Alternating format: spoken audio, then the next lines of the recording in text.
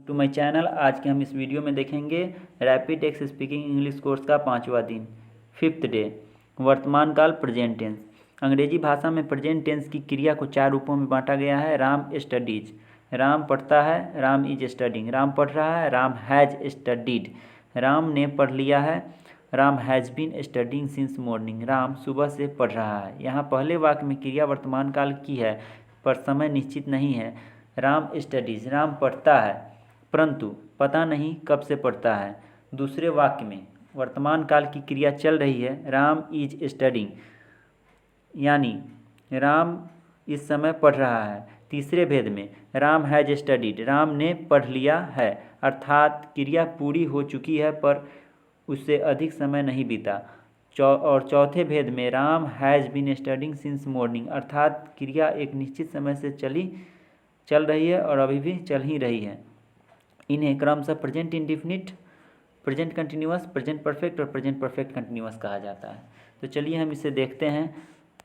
ए है ये, जो कि प्रेजेंट इंडेफिनिट से है।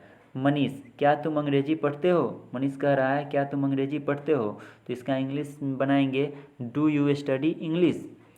श्यामल, हाँ, यस आई डू।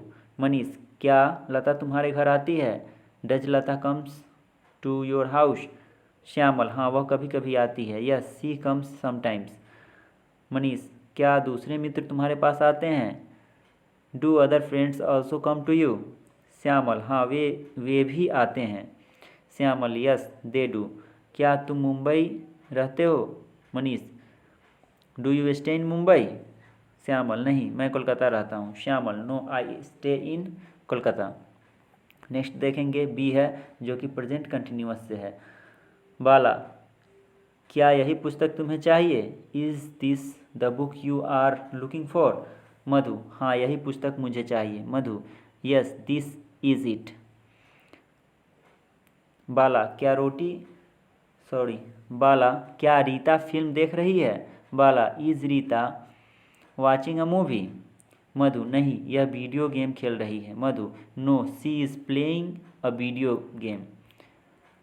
नेक्स्ट देखेंगे, बाला, क्या तुम अब बाजार नहीं जा रही हो? Bala, are you not going to market now? Madhu, नहीं, no I am not. Bala, क्या तुम्हारे पिताजी सरकारी नौकरी करते हैं? Is your father in government service? Madhu, नहीं, मेरे पिताजी व्यापारी हैं। Madhu, no he is a businessman.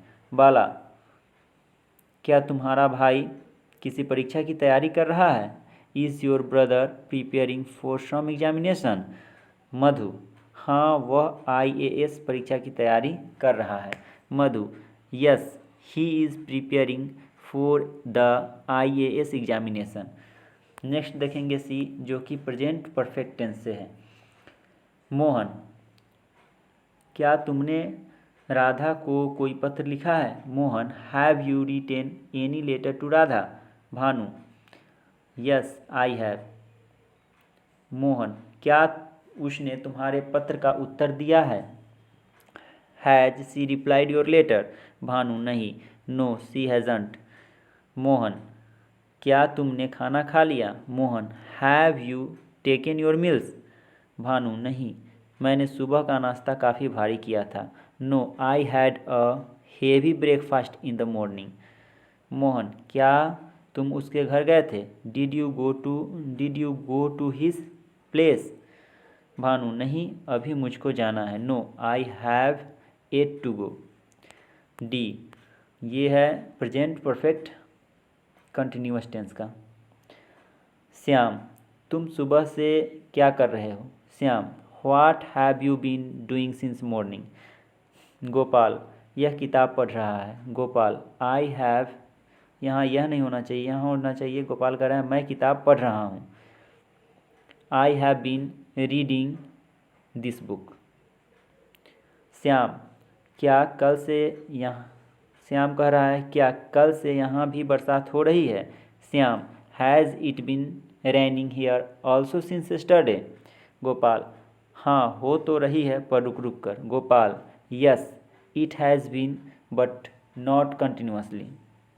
Shyam, क्या पानी काफ़ी देर से उबल रहा है? Shyam, has the water been boiling for long? Gopal, नहीं, अभी थोड़ी देर से ही उबल रहा है। Not, it has been boiling only for a little time. हम इस घर में 10 वर्षों से रह रहे हैं। We have been living in this house for 10 years. वह पिछली जनवरी से एक नए प्रोजेक्ट पर काम कर रहा है। He has been working on a new project since January. याद रखें, कुछ रिमेंबर करने वाली चीज़ें हैं, उसे देख लेते हैं। इन वाक्यों को ध्यान से देखिए। पहला है you are writing a letter, तुम पत्र लिखते हो। दूसरा है you have written a letter, तुम पत्र लिख चुके हो।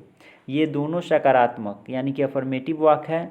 इनको नकारात्मक नेगेटिव तथा प्रश्नात्मक इंट्रोगेटिव वाक्यों में इस प्रकार बदला जा सकता है। तो देखते हैं कैसे बदला जा सकता है। Negative, you are not writing a letter.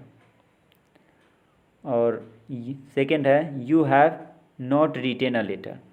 और इसका नेगेटिव इंट्रोगेटिव देखेंगे, are you writing a letter. Next है दूसरा है have you written a letter. आपने देखा कि सकारात्मक वाक्यों को नकारात्मक वाक्य बनाने के लिए सहायक क्रिया आर हैव के बाद नॉट जोड़ना पड़ता है। जैसे कि आर हैव के बाद में यहाँ पे आर के बाद नॉट जोड़ा गया और हैव के बाद नॉट जोड़ा गया।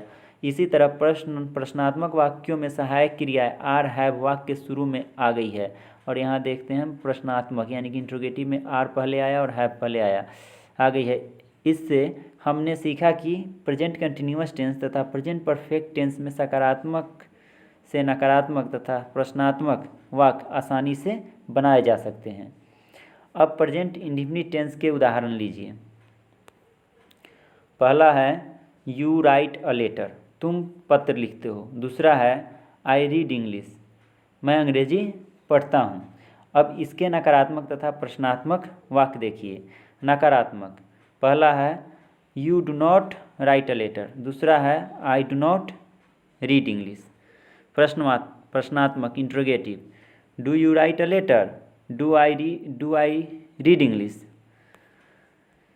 इस सेंटेंस में डू या डज जोड़ा जाता है, तभी नकारात्मक या प्रश्नात्मक वाक्य बनते हैं।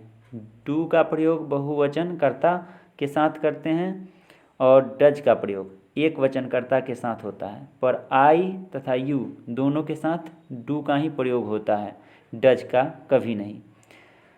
तो दोस्तों, आज का ये जो वीडियो है rapid text speaking English course का 5वां दिन समाप्त हुआ। तो thank you for watching video. आगे वीडियो देखने के लिए हमारे चैनल से बने रहें और मेरे चैनल को सब्सक्राइब करें। Thank you.